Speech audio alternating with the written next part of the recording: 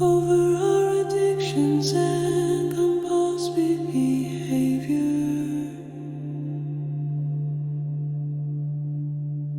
that our lives had become unmanageable.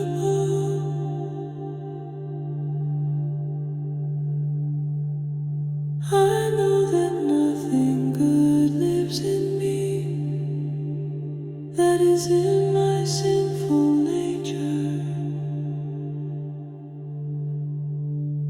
For I have the desire to do what is good, but I cannot carry it out.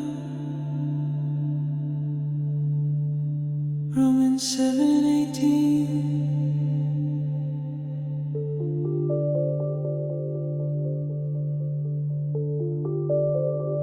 Step 2. We came to believe that power greater than ourselves could restore us to sanity. For it is God who is at work in you, to will and to act according to his good purpose. Philippians 2:13. Step 3. We made a searching and fearless moral inventory of ourselves.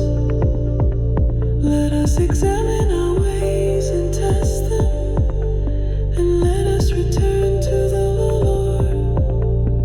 Lamentations 3:40. Step 5. We admitted to God, to ourselves, and to another human being the exact nature of our wrongs. Therefore yours, confess your sins to each other and pray for each other so that you may be healed. James 5:16. Step 6. We were entirely ready to have God remove all these defects of character. Humble yourselves before the Lord, and he will lift you up. James 4:10. Step 7. We humbly asked him to remove all our shortcomings. If we confess our sins, he is faithful and just and will forgive us our sins and purify us from all unrighteousness. 1 John 1:9. Step 8. We made a list of all persons we had harmed and became willing to make amends to them all. Do to others as you would have them do to you. Luke 6:31. Step 9. We made direct amends to such people whenever possible, except when to do so would injure them or others. Therefore, if you are offering your gift at the altar, and there remember that your brother or sister has something against you, leave your gift there in front of the altar. First go and be reconciled to them. Then come and offer your gift. Matthew 5:23 through 24. Step 10. We continue to take personal inventory, and when we were wrong, promptly admitted it. So, if you think you are standing firm, be careful that you don't fall. 1 Corinthians 10:12. Step 11.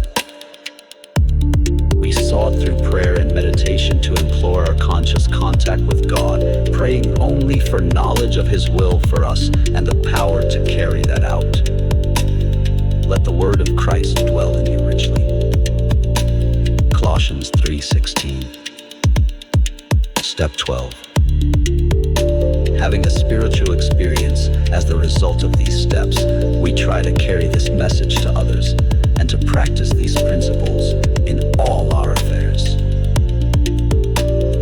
Brothers, if someone is caught in sin, you who are spiritual should restore him gently.